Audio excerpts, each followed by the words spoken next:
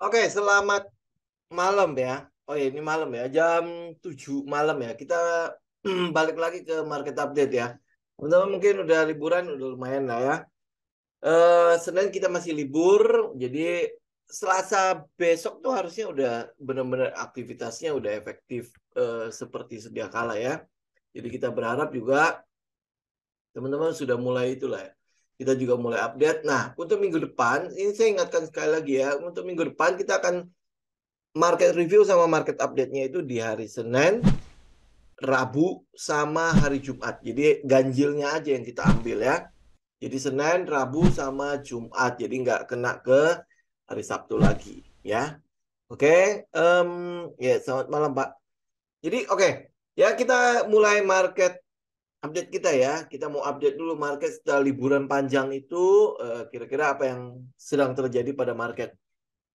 Nah, kita lihat dulu indeks harga saham gabungan. Ini yang kalau kita lihat dari indeks harga saham gabungan, dia udah nge-break dari setup yang sebelumnya, yang sebelum liburan kemarin ya. Karena kan kita memang kita jaga juga kan ya di setup itu.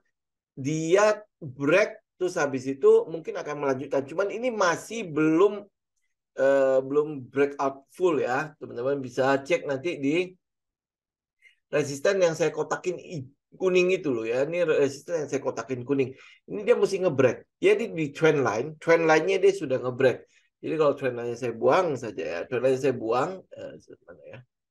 Ya, trend line saya buang, teman-teman bisa lihat ya. Posisinya adalah dia hampir mau ngebreak atau bukan ngebreak ya, lebih ke arah change of karakternya udah mulai akan terjadi. Kalau dia ngebreak kotak kuning itu. Jadi kalau dia break kotak kuning itu, kita akan lihat bahwa akan ada perubahan pada karakter eh, pada karakter dari teknikalnya. Ya, sebentar. Oke. Ya, jadi dia mau berubah dulu nih. Change of karakternya itu mulai berubah di 6.921 sampai 6.960. Ya, itu dia ngebreak. Ini sebenarnya cuma tinggal ngebreak doang. Harapan kita loh ya. Ini harapan kita ya. Selasa itu ada satu candle gede di situ. Jadi dia bikin kayak rally base rally ya. Jadi ada bullish engulfing di situ. Gitu. Ini harapan kita. Moga-moga terjadi seperti itu dan moga-moga juga market baik-baik aja ya. Tidak sampai terjadi apa-apa karena kan mungkin teman-teman juga udah dengar soal default dari US. Nah, ini ada yang uh, masih ada yang berkomentar soal defaultnya US ya. Defaultnya itu maksudnya dia udah capai plafonnya gitu loh untuk utangnya sehingga dia butuh tambahan plafon baru gitu ya, sehingga dia bisa pinjam uang lagi untuk menjalankan pemerintahannya di US sana ya untuk bayar utang segala macam. Nah, ini mau default ya apa hubungannya sama Indonesia? Sebenarnya hampir boleh dibilang tidak terlalu pengaruh-pengaruh banget. Yang mungkin berpengaruh adalah ekspor kita ya. Jadi ekspor kita jadi kalau dia default kan ada shutdown di pemerintahannya mereka. Otomatis mungkin kayak Departemen Bea Cukainya segala macam itu otomatis akan close juga gitu ya. Nah, kalau dia close ya ekspor kita yang terhambat. Jadi mungkin prosesnya segala macam itu akan jadi terhambat. Itu saja. Nah, kalau kita lihat default untuk kali ini kan plafonnya udah tinggi lagi ya. Mungkin itu akan jadi perhatian pasar. Kenapa? Karena ini sekarang dunia sudah mulai berusaha banget untuk keluar dari dominasi dolar, ya US dollar, dominasi US dollar. Apakah itu akan terjadi dalam waktu dekat? Ya mungkin tidak. Karena kalau teman-teman lihat proses euro menggantikan posisi US dollar, jadi menurunkan dominasi US dollar itu sampai sekitar 10%-an, itu makan waktu hampir 20 tahun. Ya, nah sekarang ada BRICS. BRICS itu BRICS itu berarti Brazil, Rusia, Cina, India, dan satunya lagi S itu adalah South Africa juga sedang berusaha untuk bikin mata uang sendiri. Nah, kemudian untuk ASEAN sendiri juga sedang berusaha untuk bikin mata uang sendiri. Dan itu bukan sebuah isu yang baru ya, tapi ini sebenarnya isu udah lama. Nah, sampai hari ini belum terbentuk. Kenapa ya? Karena kepentingan negara-negara itu tidak gampang untuk disatukan.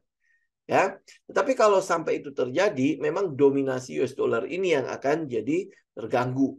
Nah, kalau dia terganggu, kebayang nggak teman-teman? Utangnya US itu kalau tidak salah sudah ada 400.000 triliun rupiah. Ingat loh ya, ini 400 berapa ribu triliun rupiah. Oke? Ya, jadi ini bukan masalah 1-2 triliun ya, tapi 400.000 triliun rupiah. Kebayang lah teman-teman, hitung sendiri lah gimana hitungnya ya. Nah, itu kalau sampai default ya berarti kan dia bayar bunganya segala macam kan gimana kan? Kemudian yang megang ini surat-surat utang ini itu banyak kan memang institusi, banyak kan itu kalau tidak salah ya di yang investor dari China juga megang obligasi US itu cukup besar. Oke? Nah, kalau sampai dia dominasinya sudah tidak sekencang saat ini, nah US dollar itu tidak akan dijadikan safe haven lagi. Ya, nah jadi kebayang nggak teman-teman? Eh, kalau sekarang dia walaupun dia cetak uang terus, predikat utangnya tetap bagus, gitu, tetap A, kalau nggak salah 3A plus gitu. Predikatnya tetap akan seperti itu. Kenapa? Karena orang masih menganggap US dollar itu sebagai safe haven. Jadi kalau seandainya nih market pasar saham sedang tidak bagus, resesi segala macam, mereka tetap akan pegang US dollar sama seperti yang saat ini. Tapi kalau dominasi US dollarnya turun, nah kebayang nggak?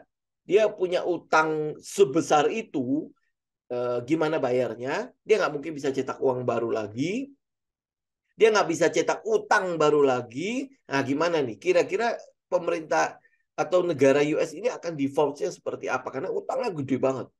Kita punya utang kalau tidak salah 200 apa 2000 triliun ya. Utang kita loh, utang luar negerinya kita.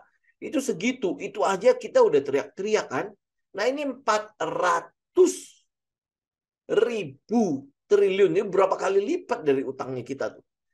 Ya, nah teman-teman bisa membayangkan ya. Itu yang menjadi concern dari pasar melihat default US saat ini. Kalau ini terus dibiarkan, berarti suatu hari um, ya utangnya besar pasak daripada tiangnya. Sekarang aja sudah besar pasak daripada tiang. Kenapa? Karena penerimaan pemerintah itu jauh lebih, itu bukan jauh, itu sudah lebih kecil dibandingkan dengan pengeluarannya. Ini yang saat ini yang terjadi. Jadi defisitnya udah sangat-sangat besar, apalagi kemarin diakumulasi dengan pandemi segala macam ya. Nah, itu lumayan lah. Ya, itu yang mungkin sedang jadi perhatian. Tapi ujung-ujungnya biasanya sih ya lolos-lolos aja. Nah, cuman teman-teman juga bisa perhatikan adalah isunya. Isunya kalau denominasi US dollarnya itu turun terus, ini akan jadi masalah untuk US sendiri, United States sendiri ya sebagai negara. Itu akan menjadi ya perhatian lah. Dia mungkin akan tidak akan jadi safe haven lagi. Kalau dia tidak jadi safe haven, otomatis surat-surat utangnya, obligasi-obligasi yang dikeluarkan itu menjadi ya peringkatnya akan mulai turun. Ya, ini kita tinggal tunggu aja karena mungkin tidak akan terjadi tahun inilah. Oke, balik lagi ke indeks harga saham gabungan. Jadi kalau dia sudah break begini atau besok ya sampai dia break, berarti kan sebenarnya udah ada saham-saham di dalamnya yang sudah cukup potensial untuk kita buy kan. Ya waktu liburan kemarin ya 1 minggu ya setelah liburan kan kita udah mulai itu ya minta teman-teman perhatikan saham-saham yang mana-mana saja. Ya, nah ini juga sekalian ya. Saya mau mention buat teman-teman, ngingatin teman-teman juga, karena banyak sekali yang kalau sahamnya udah jalan ya, dia nanya begini, gue kapan TP? Ya, gue kapan TP? Terus apa namanya kalau ini ya kayaknya floating profitnya udah gede nih. Gue udah boleh TP belum? Ngomongnya kayak gitu ya. Saya mau ingatin ke teman-teman ya, ada 2 hal yang saya mau ingatin. Kenapa teman-teman tanya terus? Pertama adalah lu nggak tahu tentang technical. Lu nggak tahu tentang sebuah trend. Nah, jadi belajar tentang trend itu. Bagaimana ngikutin trendnya. Jadi lu tenang gitu loh untuk, karena dia tidak mungkin berubah dalam waktu 1 jam atau 2 jam. Karena kita pakai time frame daily. Lu beda kalau misalnya lu pakai forex ya oke lah lu tanya setiap jam ya pasti berubah. Kenapa? Karena kita pakai time frame-nya bisa 1 menit, bisa 5 menit, bisa 15 menitan gitu ya. Itu bisa berubah dalam setiap jam. Ya makanya kenapa sinyal forex itu banyak. Ya, nah kalau sedangkan di saham kita pakai time frame daily, itu nggak mungkin tiba-tiba berubah gitu loh. Sebuah trend itu tidak mungkin tiba-tiba berubah, gitu tidak mungkin. Jadi otomatis ya lu tahu trendnya, lu tahu struktur market, jadi dia akan membuat sebuah perjalanan harga itu selalu akan membuat swing. Ya, jadi swing begini, jadi nggak ada harga yang begini. Kalau harga yang langsung naik begini, itu turunnya juga pasti akan begitu juga. Jadi dia nyungsep, naiknya cepat, nyungsepnya juga pasti cepat. Gitu ya. Jadi dia sebuah pergerakan harga, sebuah trend yang bagus itu dia akan bergerak nge-swing. Jadi ada higher high, dia bikin high dulu, nanti dia bikin low, terus dia bikin high yang lebih tinggi lagi, low, high, low, high, low, high, low gitu loh. Ya. Jadi itu adalah ya makanya saya bilang kalau teman-teman tanya terus, lu belajar dulu tentang market struktur. Struktur marketnya, teknikalnya lu pahami bahwa oh kayak gitu ya perjalanannya. Oh ya udah kalau perjalanannya seperti itu ya sudah gue ikutin. Oke, itu satu. Yang kedua adalah lu jangan taruh uang panas di dalam setiap lu trading. Nah, ini yang uang panas ini yang saya harus ingatkan berkali-kali ya. Lu kalau taruh uang panas, apalagi lu menggantungkan hidup lu pada trading, ya. Nah, lu akan gelisah setiap hari. Kenapa? Karena uang itu lu butuh sebentar lagi. Sedangkan trendnya mungkin masih naik terus. Nah, karena lu butuh uang itu, maka fokus lu pada pergerakannya. Gitu. Padahal pergerakannya mungkin akan terjadi nanti. Mungkin dia masih akan bergerak mungkin sampai 2 minggu atau sampai 3 bulan lagi gitu baru selesai trendnya. Gitu kan? Nah, karena lu pakai uang panas, jadi lu setiap hari berharap bahwa oh, ayo naik dong, ayo naik dong. Ah, habis itu kalau dia turun dikit lu cepat-cepat akan ngambil. Gitu. Nah, itu makanya saran saya kepada teman-teman adalah jangan menggantungkan diri atau hidup kita, biaya-biaya yang kita harus tanggung itu pada satu pemasukan. Jangan. Ya, udah teman-teman sekarang punya pekerjaan nih, udah dapat gaji rutin, pekerjaan bagus, ya sudah stay di situ. Ya, saham ini lu pakai buat investasi. Jadi lu follow the trendnya aman. Kenapa? Karena pemasukan uang untuk uang dapur lu, untuk biaya hidup dan lain-lain sebagainya, untuk lifestyle lu, itu sudah lu cukupi dari gaji lu. Ya, kalau lu punya usaha, lu lagi bagus buka toko segala macam, ya udah lu tetap di situ. Ya lu tetap di situ sehingga pemasukannya buat lu ya, cash flow lu itu aman. Itu dulu lu amankan gitu loh. Ya, nah begitu itu aman, lu kan tinggal lihat nih. Oh, technical mengatakan bahwa oh ini udah oke nih, pas nih. Oh ya udah gue masuk. Habis gue masuk apa yang gue lakukan? Ya gue follow the plan. Trading plan gue bagaimana? Gue follow the trend. Trendnya bagaimana? Kalau trendnya masih utuh ya sudah gue tinggal paling stop. Gitu ya. Jadi kalau ada intinya gini, teman-teman kalau mau ada di trading, amankan dulu cash flow lu. Cash flow lu ya. Cash flow artinya aliran dana buat biaya hidup, buat uang sekolah anak, buat bla bla bla bla segala macam. Yang menurut teman-teman nggak penting. Oke? Kalau lu udah amankan cash flow lu, ya lu akan lihat cara trading lu berbeda. Cara trading lu akan berbeda total. Kenapa? Karena lu akan bisa lebih disiplin untuk ngikutin plan. Kenapa? Karena kita pakai uang dingin di sini. Nah, kalau dia uang dingin, berarti kan memang sudah gua set uang ini yang gua jadikan modal trading ini bukan akan dipakai dalam waktu 1-2 minggu ke depan. Enggak. Mungkin setahun kemudian gua juga nggak masalah gitu. Dia tetap akan ngendap di situ. Ya. Jadi gue bisa ikutin trennya dengan tenang. Ambil contoh kasus misalnya kayak DRMA. Ini gue sering banget ditanya. Kenapa? Karena kita udah sering banget bahas ini kan. Ini kan dia udah nge-break nih. Ini udah 3 candle. Enggak, ini waktu dia nge-break saja, yang waktu sebelum liburan, itu udah nanya. Ya kan? Dia udah nge-break. Udah gue ikutin. Kalau lu udah masuk di dalamnya, ya sudah lu tinggal ikutin. Ya, memang ada peluang apa? Dia nge-swing. Swing low-nya, dia akan cari swing low lagi. Ya kenapa? Karena dia habis naik agar trennya itu bisa berlaku mungkin akan lebih panjang, dia butuh swing. Swing itu buat apa sih sebenarnya? Analoginya sebenarnya simpelnya begini.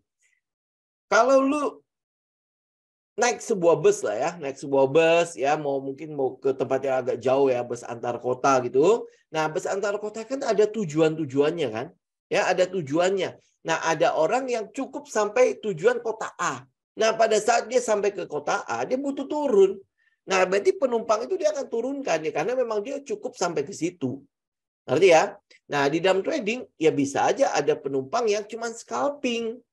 Ya, atau dia cuma swing doang, ya udah yang scalping turun ya. Nah, kalau lu swing ya lu jangan ikut turun dong. Gua bukan di sini tempat gua ya, gua bukan tujuan gua bukan di sini ya, gua sampai sana ya, biarkan dia swing kan, swing ya, dia akan turun dulu bikin low, selama itu masih utuh ya lu lanjut gitu. Selama busnya itu masih benar-benar prima segala macam, lu lanjut dong sampai ke tujuan lu. Ada yang sampai ke position. Ya, position jauh lebih panjang. Ya, ada yang investor, yang investasi sampai benar-benar panjang. Jadi lu tentukan pilihan lu dari awal. Jadi lu beli tiketnya udah pas gitu loh. Oh, gua scalping. Ya udah tiket lu ya buat scalping. Oh, berarti lu turunnya di mana lu udah tahu. Ya, makanya kenapa pasar itu selalu sebuah trend itu selalu nge-swing. Karena dia butuh menurunkan loh orang-orang itu. Kalau dia beli tiketnya scalping ya sudah, berarti dia turun jarak pendek, ya kan? Kalau dia beli tiketnya swing, berarti ini jarak agak menengah nih. Gitu ya. Nah, kalau dia beli tiketnya position, dia agak panjang nih. Nah, dia mungkin akan ikut lebih panjang lagi. Ya, berarti kan lu butuh ada harga yang lu bayar. Kalau lu scalping ya mungkin pendek-pendek, ya. Ya, mungkin juga lu akan kena stop loss banyak atau gimana lah ya, lu akan sering transaksi. Ya, kalau misalnya lu swing ya mungkin biayanya ya lu mesti ngehold agak panjang ya. Jadi ya lu mesti siapkan jantung lah kalau dia nge-swing dikit sebelum sampai ke tujuan lu. Nah, kalau lu position, ya lu butuh harga lebih mahal lagi ya. Berarti ada lu butuh nge-hold lebih panjang lagi. Gitu. Nah, selama lu hold ini, lu kan butuh biaya untuk hidup kan. Kalau lu trading kan. Nah, biaya hidup ini datang dari mana? Itu yang gue bilang, amankan cash flow-nya lu dulu. Sehingga lu bisa trading benar-benar sesuai dengan tiket lu. Kalau lu position, ya sudah lu position. Kayak misalnya contoh ya, saya ambil DRMA ya. DRMA lu bisa pakai untuk jadi position lu. Kenapa? Karena kalau lu lihat dari ini, lu breakdown lah ya. Breakdown, dia punya fundamental, kemudian perusahaannya dia, kenapa kita bisa nge-hold itu sampai ke position, segala macam. Ini kan adalah supplier si Hyundai. Ya, Hyundai ngapain? Ya, Hyundai bikin kereta, keretanya boom, cerita ya, ada sebuah minibus mereknya Cereta dan itu cukup bagus.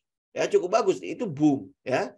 Kemudian ada Stargazer, dia minibus kan ya, saingannya siapa gitulah ya. Itu minibus. Ya isi 6 seat ya, 6 seat sampai 7 seat gitu loh. Ya, nah, itu juga cukup bagus penjualannya. Kemudian teman-teman lihat ke mobil listrik, yaitu ada Ioniq di situ, ada Kano di situ, dan itu cukup direspon oleh pasar cukup bagus. Yang saya dengar itu si Ioniq itu sudah sampai berapa bulan tuh indensnya. Ya, dan supplier suku cadangnya siapa dia? Si DRMA ini. Ya, nah karena kelihatannya pangsa pasarnya udah mulai membesar, DRMA kan udah mulai mengakuisisi kan. Ya, berarti kan dia punya uang kan, mengakuisisi pabrik lain, pabrik Jepang kalau tidak salah, terus dia bikin pabrik baru. Ini artinya apa? Artinya akan ada ekspansi yang terjadi pada perusahaan ini. Yang tadinya waktu IPO, dia belum ada akuisisi. Dia belum ada pembuatan pabrik baru yang kedua, ada ketiga, keempat. Dia belum ada. Nah, kalau itu semua sudah ada, sekarang udah ada nih. Apakah harga sudah merespon itu?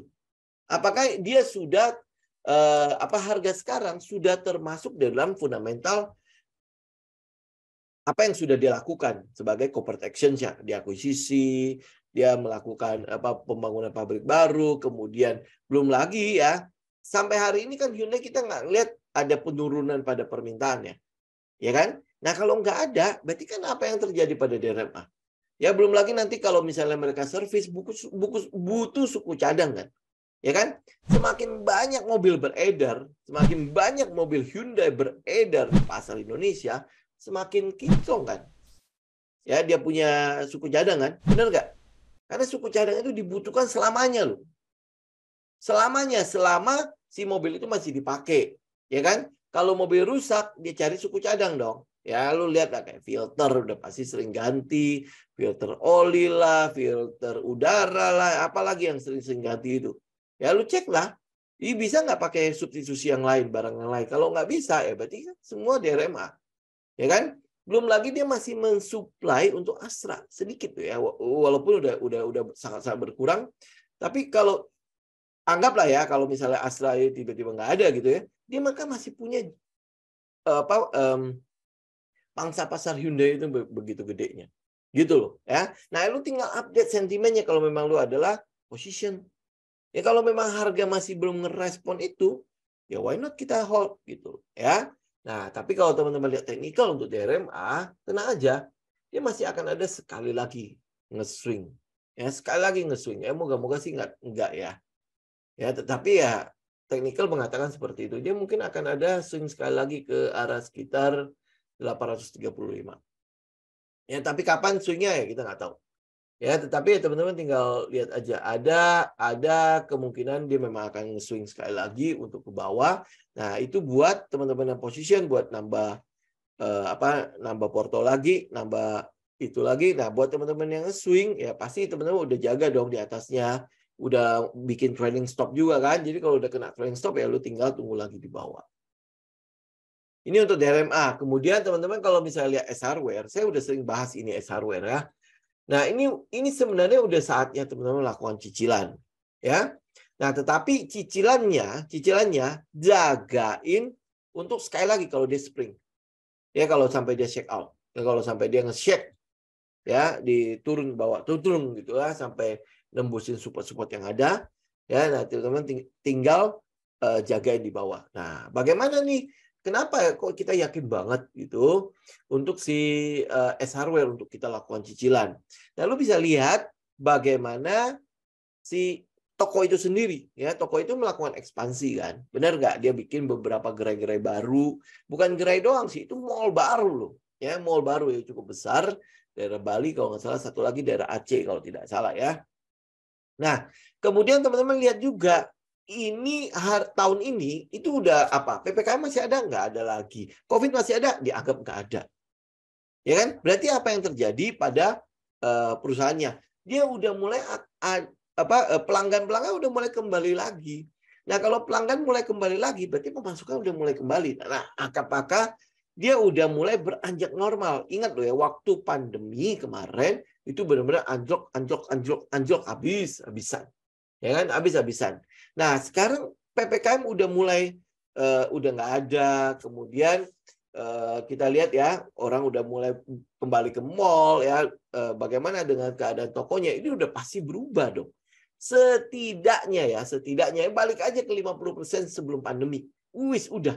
Kita cukup kan? Benar nggak? Kita nge-swing aja situ cukup. Gitu, oke? Nah, secara teknikal kita lihat ya. Ini teman-teman tinggal lihat misalnya apakah mereka sudah mulai ada terjadi pengumpulan barang di situ. Bentar, saya ambil dulu.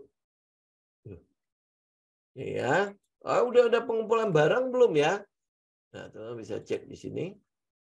Kita bisa lihat ya, dari volume aja kita lihat. Nah, volumenya apa yang terjadi pada saat dia dibawa? Ya, volumenya. Ini teman-teman lihat ya, volumenya ya. Yang ini terjadi apa? Ini penurunan, ya volumenya gitu-gitu doang ya, sampai sini doang. Oke? Nah, tapi yang di bawah apa yang terjadi? Oh, volumenya besar kan? Ya, besar banget gitu loh. Nah, volume rata-rata mereka atau rata-rata pembelian mereka ada di berapa nih? 480. 480 itu rata-rata pembelian mereka. Artinya di dalam stage ini, di dalam set satu ini, ya dia bisa ngumpulin barang di mana-mana, tapi rata-ratanya ada di 480. Kita bicara di 480 ya. Nah, itu rata-ratanya di situ. Oke. Nah, jadi artinya kalau harga di bawah rata-rata berarti pengumpulan barang akan jauh lebih banyak dilakukan. Ya, ini kita bisa lihat ya. Jadi ini kalau lihat dari teknikalnya ini udah set 1. Kalau kita pakai indikator untuk volume, ini volumenya udah lumayan. Kita mendeteksi volumenya cukup besar di sana. Oke? Nah, sekarang ya, nih kita lihat. Ya, saya tunjukin yang buat di IG.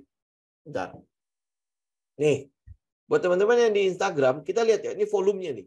Jadi pada saat dia turun, ini ya pada saat dia turun, berat gitu kan. Ini volumenya cuma segini-segini doang. Dia pembuangan barang iya terjadi. Buang barang. Nah, tapi lihat nih yang di bawah nih. Ya, 3 balok ini. 3 balok ini, itu volumenya kan panjang dan besar ya. Nah, rata-rata yang panjang itu ada di sekitar 480. Kurang lebih lah ya, 480 tuh. Ya, nah, teman-teman lihat. Pada saat dia punya volume yang gede itu, terjadi di mana? Di daerah base, di daerah sideways. Oke, ingat ya, masih ingat ya, kalau trend is your friends. Kalau teman-teman mau lihat akumulasi, maka sideways adalah teman lu. Ya, mau lihat akumulasi, mau lihat distribusi ada pada saat sideways. Ya, ini yang kita sering sebut sebagai base itu. Oke, itu untuk S hardware. Sebentar, balik lagi.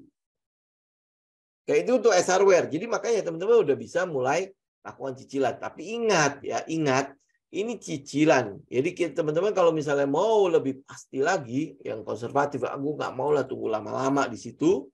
Ya lu akan tunggu dia break. Ini break daerah 580 sampai 600. Lu tunggu dia break di situ aja. Atau ya lu yang semi-semi konservatif untuk cuman buat inilah ya, buat meyakinkan kita, ya lu tunggu di sini akan ada LPS menuju ke 600. LPS itu adalah dia membuat sebuah rangkaian higher high, higher low. Ya, higher high, higher low, higher high, higher low. Yang high-nya terus meninggi, low-nya terus meninggi. Jadi kayak bikin tangga naik gitu loh. Ya, bikin tangga naik menuju ke resistennya. Resistennya di sekitar 580 sampai 610. Ya, ini maksudnya apa LPS? Gini, kalau teman-teman belajar price action, ya price action, teman-teman akan lihat ya, pada saat dia kena resisten, harusnya dia akan turun dengan cepat. Ya, itu berarti apa? Si sellernya masih sangat dominan. Oke, si sellernya masih sangat dominan. Kalau dia udah turun, kena support, kemudian dia pelan-pelan naik, ya pelan-pelan naik sampai ke resisten. Nah, itu menunjukkan apa? Ada pengumpulan energi di situ. Jadi kayak teman-teman gini deh. Kalau lu naik dengan cepat, capeknya cepat kan? Ya. Terus habis itu udah kena di puncak, lu pengen turun. Nah, karena lu udah capek, ya bisa aja lu pleset terus gitu langsung terjun bebas gitu loh. Karena nggak punya tenaga lagi buat turun. Ya orang bilang ya lu bisa pingsannya di atas gitu, terus habis itu ditandu turun lah. Gitu ya. Nah, tetapi kalau teman-teman lihat ya, kalau lu hiking gitu ya untuk naik ke atas, apa yang lu lakukan? Ya pelan-pelan naiknya. Ya pelan-pelan lu maintain, lu punya energi, lu maintain lu tetap jaga gitu ya, lu keluarin energinya pelan-pelan. Jadi kalau lu sampai di puncak, lu turunnya lu masih punya tenaga yang lebih gitu loh untuk nge-break ini. Ya apalagi kalau dia udah sampai ke puncak terus dia bikin base. Ya dia bikin base, dia bikin setup base gitu. Jadi naik pelan-pelan, kemudian dia bikin setup base ya untuk nge-break. Ini artinya apa? Dia sedang istirahat di sebuah pos. Ya cuman untuk lanjutin naik gitu loh. Gitu ya. Ini analoginya. Jadi kalau lu belajar price action, lu pasti belajar tentang hal itu. Yang naik dengan cepat, kena resisten, turunnya pasti cepat. Ya, jadi yang kita mau itu apa? Naiknya pelan-pelan menuju ke resisten. Jadi energinya itu masih kuat untuk nge-break. Gitu. Ya, makanya itu maksudnya LPS itu. Jadi LPS break. Oke? Itu yang mau kita lihat. Nah, terus untuk saham, ada beberapa saham yang teman-teman juga bisa perhatikan, yaitu Inco. Ya, Inco. Inco ini sebenarnya kan lagi menariknya itu adalah dia mau dibeli. Dia mau dibeli. Jadi ada sebagian sahamnya yang akan dibeli oleh Mind. Ya, oleh Mind, bukan oleh kita, tapi Mind ID, Mind.id ya. Nah, itu adalah Mind itu minta 20%. Ya, 20% dari saham Vale ini untuk dipindahkan ke Mind ya. Nah, itu cukup menariknya di situ. Ya, cukup menariknya di situ karena ini masih digodok, nggak tahu berapa persen akan dilepas. Tapi kalau sampai dilepas berarti si pemerintah akan memegang jauh lebih besar loh. Ya sekarang kan harusnya pegang udah 51% nih. Nah, kalau plus 20% itu berarti ini sudah hampir 100% itu punya pemerintah. Jadi kebijakannya segala macam itu udah bisa kita lihat, udah pasti akan cukup disupport lah si Inco-nya. Nah, secara teknikal ini juga yang kita lihat itu adalah dia udah mulai mengkerucut. Jadi kalau kita sebut ini sebagai volatility construction pattern atau VCP. Ya, ini udah mulai ngerucut. Nah, pengerucutan ini apa yang lo lakukan? Ya, gue tinggal tunggu dia break. Ya, break. Nah, kalau lo agresif, lo bisa tunggu dia nge-break trendline aja dulu. Ya, dia nge-break trendline, saya ambil langsung ke resistennya aja ya, antara dari sini. Ya, di sekitar 7.500. Ya, 7.500. Wah, masih lama banget dong. Itu cuma tinggal gopek. Kita cuma mau memastikan kalau dia sudah sudah fix ngebreak gitu loh. Ini pun masih terlalu agresif kalau teman-teman mau benar-benar konservatif itu ngebreak di atasnya. Di sekitar 880 sampai 860 itu konservatif tuh. Ya, ini udah cukup agresif kok di 7.500. Kenapa? Karena itu udah menjadi satu area di mana change of character kita udah mulai lihat terjadi. Jadi yang dia tadinya dia sideways, ya sideways, ini udah mulai akan berubah. Jadi kemungkinan besar akan ada trend yang buat naik. Nah, ini juga sama kan? Kalau ini resistennya di 7.500, maka kita mau lihat pelan-pelan naiknya. Jangan terlalu cepat. Ya, pelan-pelan naiknya. Dia ini kan udah mulai ada ini. Naik ini high, ya ini udah low. Nah, ini udah mulai ngebreak high-nya. Ya, ngebreak high-nya. Jadi kalau lu lihat bilang ini change of character sudah terjadi. Kan tadinya dia turun nih. Ya, dia turun kan. Nah, ini udah mulai terjadi change of character-nya. Ini juga ada boss nih. Nah, ini kalau lu mau ambil yang ini ya udah change of character sudah terjadi.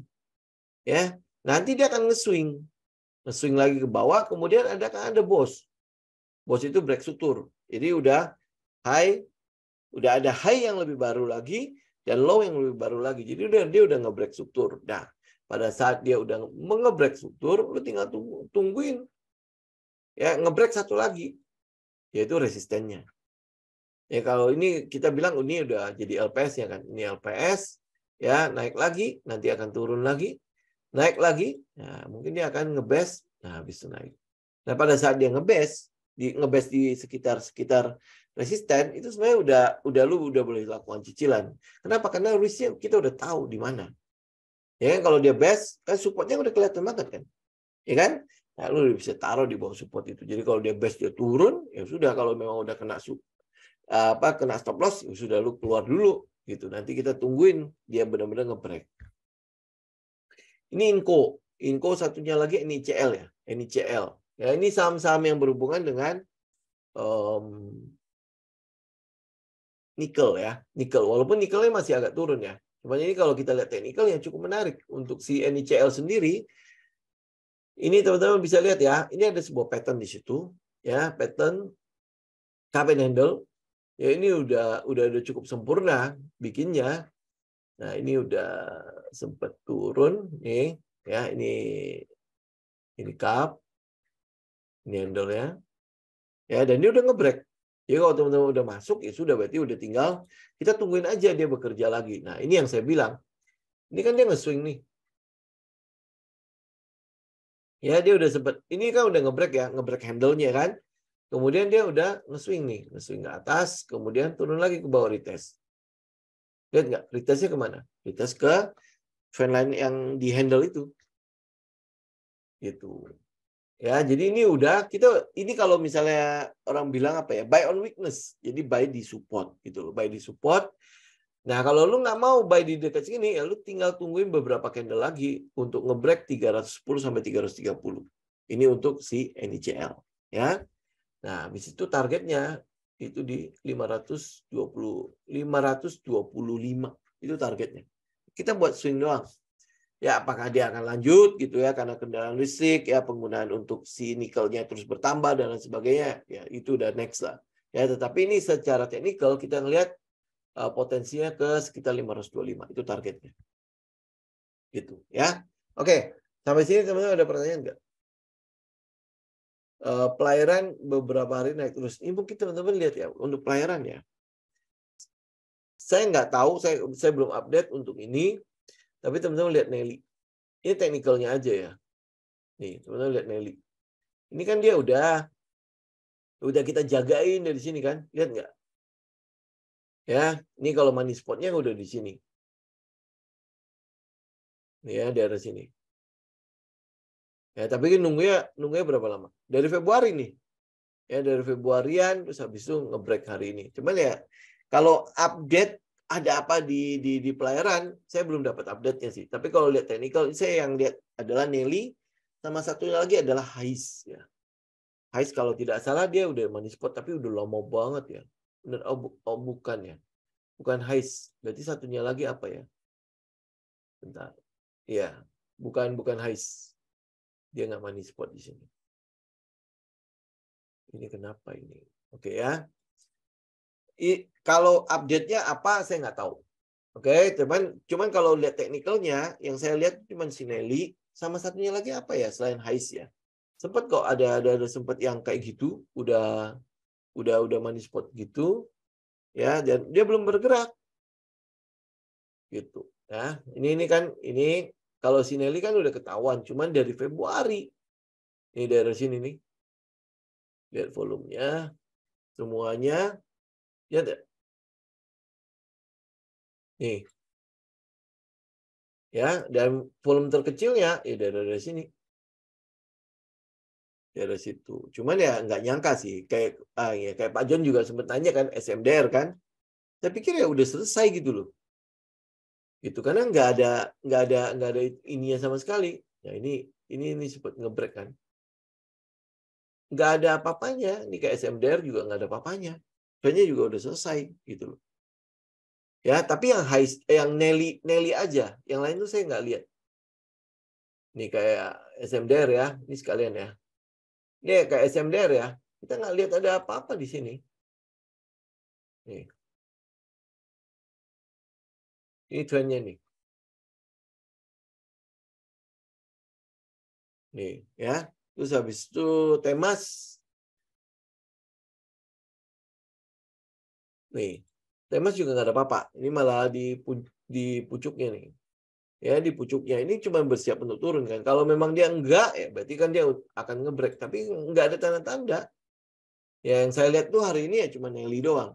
Ya, Nelly kalau lihat dari teknikalnya ya udah pas. Cuman alasannya kenapa nggak ketemu. Gitu. TPMA. TPMA itu, oh iya, ini itu juga. Oh,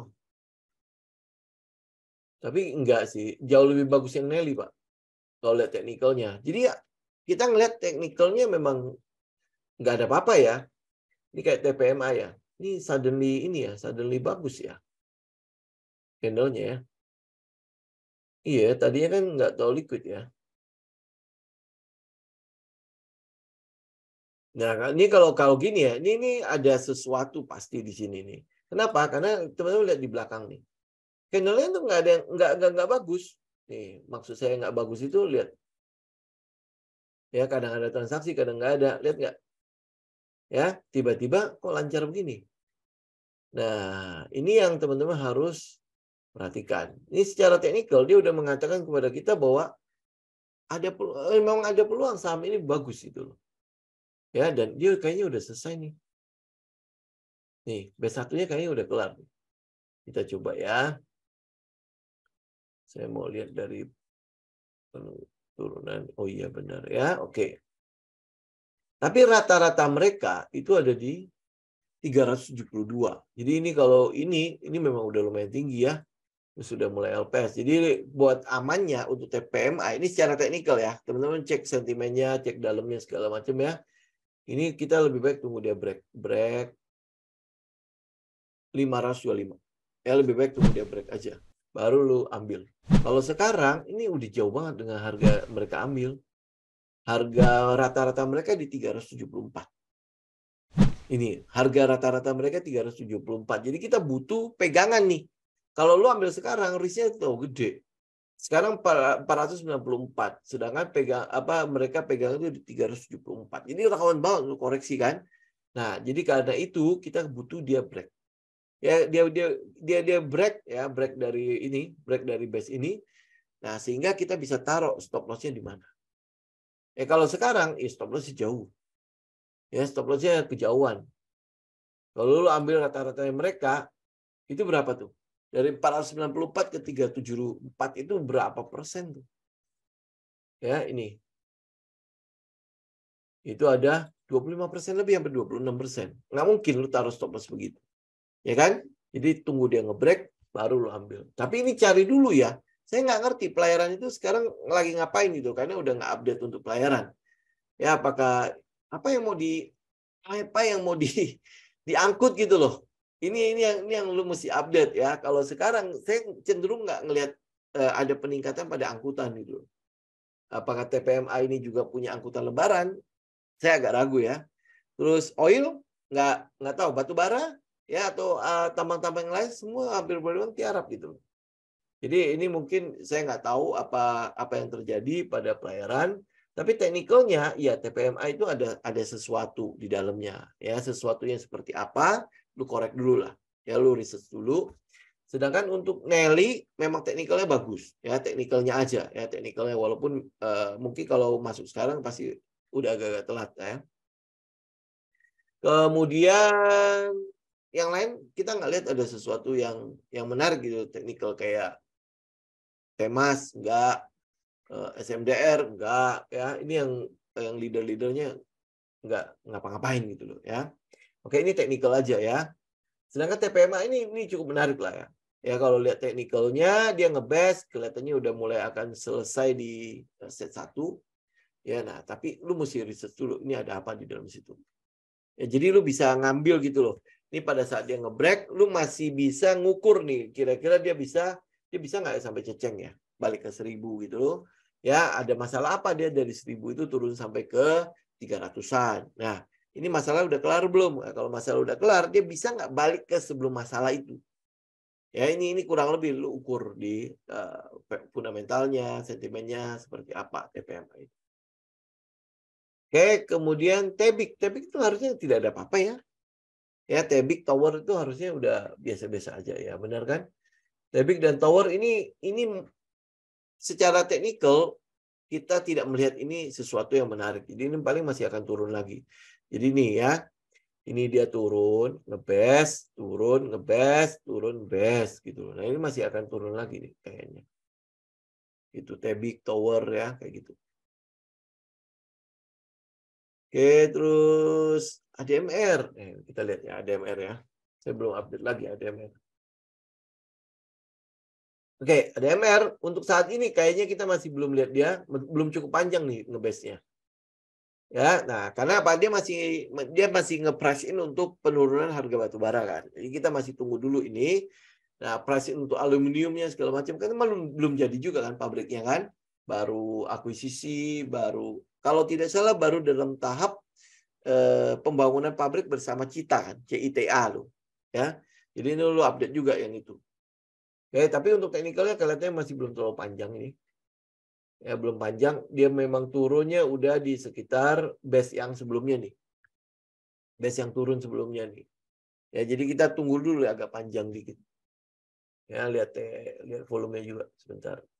Volumenya nggak keluar. Nah, ya ini mungkin sudah mulai akan ada klimaksnya, tapi kita tunggu dulu ya.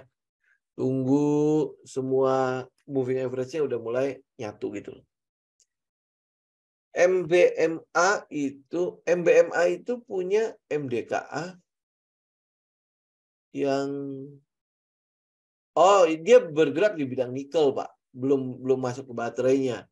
Dan itu baru IPO, ya, baru IPO. Kalau baru IPO itu saya agak susah untuk ngomong apapun ya. Si BMA. Ya ini ya. Kalau dia baru IPO, kita masih belum punya data. Ya berarti kan lu mau nggak mau harus cek ke fundamentalnya. Nah, fundamental untuk saham-saham yang baru IPO agak dalam tanda petik diragukan gitu loh. Ya. Jadi ya susah. Jadi lebih baik tunggu teknikalnya agak panjang aja baru kita bisa bicara. Oke, Antam saya gimana ngomong ya? Ini kan kalau nggak salah saya udah ngomong nih, Bu Novi.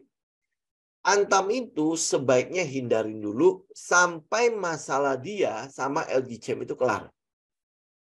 Ya, sampai masalah dia sama si yang Korea ini selesai. Kenapa? Karena ini dikhawatirkan yang anggapan-anggapan negatif dari LG Chem itu terjadi. Ya udah habis tuh. Apalagi pergerakannya ya begitu-gitu saja gitu. Jadi kalau kita udah tahu nih ya, ini ngomongnya apa ya? Dalam tanda petik masalah lah ya. Ada masalah yang kita nggak tahu nih. Benar nggak sih negosiasinya sampai sejauh apa? Padahal kemarin tuh sudah MOU loh. Udah tinggal bangun pabriknya doang. Tiba-tiba diangkat kaki. Nggak mau lagi. Ya. Nah, terus habis itu dibujuk-bujuk. Nah, ini yang masalah-masalah yang kita nggak bisa lihat. Ya, lebih baik kita nggak usah ikut campur dulu lah. Nggak usah punya juga gitu. Ya, nanti kalau dia udah selesai, kayak ini kan yang sama seperti yang kita lakukan kalau ada corporate action kan. Kalau ada corporate action, ini kita nggak tahu nih. Apakah yang menggerakkan ini euforia market, atau memang digerakkan untuk mempercantik itu. Itu ya sama kayak gini. Ya kayak misalnya contoh kayak Bang Panin sama si Danamon, MUFG. Ya ini kan kabarnya kan sudah bubar tuh. Kabarnya loh ya akuisisi akan udah kayak batal segala macam. Nah, kenapa saya tetap di Danamon? Karena memang kita lihat akuisisi si Panin ini kalau berhasil bagus. Tapi kalau enggak, lu lihat ya corporate action Danamon. Terakhir itu dia ngambil KPR sama kreditnya si Standard Chartered. Nah ini ngapain diambil? Berarti kan sebenarnya dia sedang memperbesar pangsa pasarnya dia untuk ngambil kredit itu kan.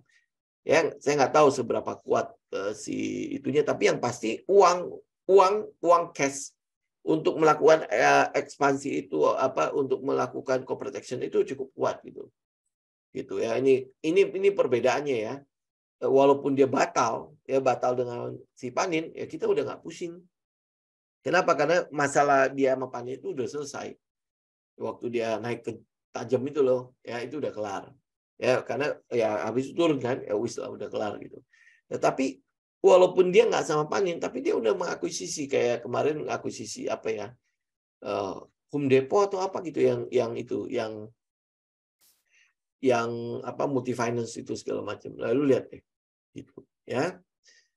MNCM nggak usah lihat lah Pak, itu udah lupakan aja. MDKA sudah naik banyak, sekarang turun prospek. Nah ini makanya MDKA itu kemarin kan karena dia mau meng-IPO kan MBMA. Jadi otomatis pasti akan dibikin menarik gitu. Ya. Itu yang saya lihat ya. Jadi pergerakan naik kemarin itu cuma karena itu, sama kedua dia cuma ngerespon kenaikan harga emas. Ya, kenaikan harga emas. Jadi ada bahan untuk digoreng gitu loh. Ya. Nah, tapi poinnya itu adalah dia mencoba untuk bertahan di atas, ya terus naik untuk mempermulus si MBMA ini.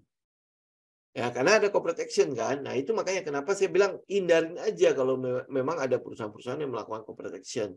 Karena kita nggak bisa ngeraba gitu loh. Karena kita nggak punya plan-nya. Lu mau ngapain nih habis ini? Oh, oke, nanti lu ini ya, ngomong nanti mau buyback lah, nanti mau inilah, mau itulah, atau ya seenggaknya nanti lu goreng lah terus naik gitu. Nah, ini penggorengan ini benar-benar karena fundamentalnya atau karena digoreng. Gitu. Kalau corporate action ini agak susah untuk mengukurnya. Karena setiap perusahaan yang akan melakukan corporate action selalu akan mempromosikan diri mereka kan. Nah, pada saat mereka melakukan promosi itu, kalau bisa diukur dengan teknikal nggak apa-apa. Tapi seringkali itu nggak bisa. Jadi kadang-kadang akhirnya ya digoreng pakai euforia segala macam. Jadi ya daripada seperti itu ya saya lebih baik tidak. Kayak Astra Internasional lah. Astra Internasional dividennya kan lagi gede-gedenya. Terus UNTR juga sama, dividennya lagi gede-gedenya kan. Nah, orang pasti akan incar itu, gila itu berapa persen gitu loh. Dividen payout-nya dibandingkan dengan harganya.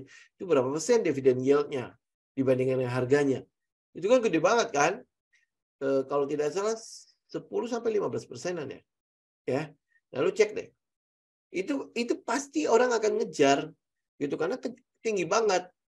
Gitu. Apakah dia akan bertahan seperti itu? Emang ada berita apa gitu, perubahan pada fundamental apa untuk si Astra Internasional sampai dia dihargai terus gitu ya, digoreng terus gitu.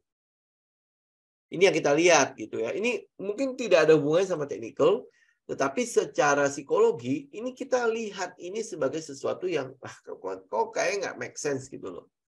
Ya, nggak make sense gitu, sehingga ya kita lebih baik ya untuk yang tidak terlalu masuk di akal kita, ya lebih baik enggak. Lu ambil contoh begini ya. Ambil contoh ya. Ini contoh aja nih. Lu lihat 2 candle ini. Ya, ini candle yang sini sebelum liburan. Ini sebelum liburan ya. Dan ini setelah liburan. Bener ya? 18 April, ya betul ya. Ini setelah liburan. Lu coba bayangin. Ngapain nge-gap gitu? Emang selama liburan apa yang terjadi pada Astra International? Nggak ada. Ya ngapain dia nge-gap gitu? Buat apa? Ya. Nah, yang teman-teman lihat yang di bawah. Ini candle ini sama candle ini. Ya, nanti saya tunjukin buat yang IG. Kan nggak masuk akal. Ngapain nge-gap? Emang ada sesuatu apa yang membuat Astra International sampai harganya harus dikejar gitu, nge-gap, selain dividen. Benar nggak? Ini kan euforia udah. Nah, kalau lihat technical nggak bisa. Lu ngukurnya bagaimana di technical? Udah nggak masuk akal kan? Gitu kan kalau udah kayak gitu, ini transaksinya udah jelas nggak mungkin bisa kita baca. Gue lebih baik hindari. Gitu. Kalau nge-gap gede begini, gampang. Oh ya, tutupin gap aja dulu, baru kita ambil. Kalau lu ambil daerah sini, ya oke. Lu ngejar dividends kan. Ya, dari berapa nih? Tutup gap itu di 5.800. Sekarang lu udah kantongin sekitar 20% ya. Ya lu tutup gap aja. Ini udah sekitar 14-15%. Ya kan? Nah, kalau lu tambahin dividends, terus habis itu dia nge-gap turun nanti setelah dividends, hitung-hitungannya kita masih bisa dapat lumayan di dividends kan. Kalau lu kejar sekarang ya udah pasti nggak mungkin lah. Gitu ya. Ini saya tunjukin untuk yang di IG ya. Nih. Lu lihat ya? Nih, candle ini nih, 2 candle ini. Ya, 2 candle itu kan dia nge-gap. Nah, pertanyaannya pada tanggal segitu, ada apa yang membuat si Astra International itu sampai perlu nge-gap gitu loh. Ya sama yang ini coba, setelah liburan dan sebelum liburan. Sebelum liburan ini, setelah liburan ini. Apa yang membuat dia harus nge-gap ini? Selain dividends. Gitu. Gitu.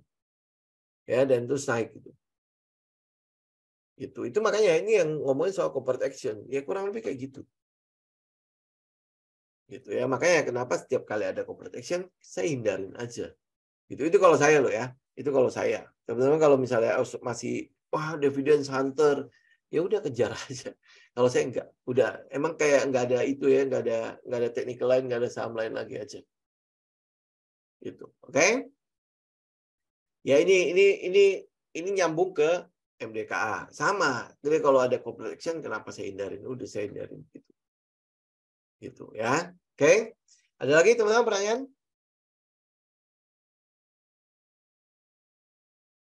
Oke ya, kalau tidak ada, saya mau itu ingatkan ya, teman-teman, Senin, Rabu, sama Jumat. Ya, Senin, Rabu, sama Jumat itu yang kita akan jadwal baru ya. Dan jamnya nanti saya confirm ulang ya. Saya sih pengennya jam 5. Jam 5 sore maksudnya. Ya. Jadi maksudnya apa? Ya masih sore, baru tutup market, ya kan? Kemudian kalau misalnya saya harus upload ke YouTube pun nggak tahu malam karena ngeditnya yang malas ngeditnya saya ya. Makanya saya pengen bikin live itu sekalian di IG sama si YouTube sekalian, jadi udah nggak perlu edit lagi gitu. Oke ya, saya pikir itu dulu ya teman-teman ya. Nanti mungkin di hari Senin ya, mungkin teman-teman yang kalau misalnya ada minat dengan forex, kan saya udah lakukan backtest tuh lumayan berdarah-darah. Tapi uang kecil kok. Kalau saya backtest selalu saya forward testing selalu dengan uang kecil kok. Nah, teman-teman udah bisa lihat kan beberapa setup yang udah saya sempat share di situ, kita udah sering kena ya. Kemudian udah banyak sekali setupnya. Ini juga saya mau ingatkan buat teman-teman nanti di forex ya. Jangan overtrade. Ingat loh, jangan sampai overtrade. Walaupun teman-teman udah tahu setupnya, jangan sampai kayak nongkrongin gitu loh. Itu gimana ya? Lu duduk doang ya. Teman saya ada yang sampai sorry ya, ambeien sampai berdarah itu. Kenapa? Karena duduk doang. Ya memang sih ya setupnya enak banget. Saya juga ngeliat dia, wah pada saat dia sharing ya, pada saat dia sharing, wah kayaknya saya nggak berminat seperti itu. Yang kemarin saya bilang, saya juga nggak sanggup gitu loh bergadang sampai malam-malam. Makanya saya forward testing, saya back test untuk sebuah setup yang nggak perlu saya tungguin gitu. Kayak misalnya teman-teman hari ini ya, teman-teman lihat Euro USD ya, kan nggak kita tungguin kan. Oh, udah terjadi, udah TP gitu kan. Sama yang kemarin-kemarin juga sama. Udah kita ambil pending order, taruh aja di situ ordernya, TP, SL, segala macam sudah selesai, lu kena gitu. Ya, yang saya sedih itu adalah ya kena shadow. Gila itu 2 kali kan hari ini ya. 2 kali itu bukan hari ini doang, itu kemarin-kemarin juga sama. Tapi itulah kejamnya trading. Ya, apalagi di forex kan cepet banget kan. Sebenarnya di saham juga gitu. Seringkali kena shadow juga, banyak yang kena shadow. Tapi ya teman-teman tinggal backtest sama forward testing berapa kali sih yang kena shadow seperti itu. Ya, ini memang dikit sih. Karena kalau lu mau cari stop loss sama TP yang ideal, nah itu yang agak susah untuk dicari. Saya sampai saya udah sebulan lebih tuh. Jadi dari liburan sampai hari ini, saya cari tuh TP sama SL yang ideal. Kayaknya nggak bisa lah ya. Udahlah. Ya, winning rate-nya nggak bisa. Lu mau ngarepin sampai 100% nggak mungkin. Udah di atas 50% udah bagus. Gitu. Oke? Jadi nanti Senin, ya Senin, jadi saya akan bicara mengenai setupnya. Itu mungkin akan tertutup juga untuk umum. Kita akan bicara setupnya, tinggal teman-teman perhatikan, tapi saya mau ingatin dari awal, dari sekarang juga, jangan sampai overtrade. Ya, apalagi hari Jumat, besok udah Sabtu. Ya, oke? Thank you semuanya, sampai ketemu nanti di hari Senin ya. Oke, God bless semua, semoga bermanfaat. Saya izin pamit ya, thank you.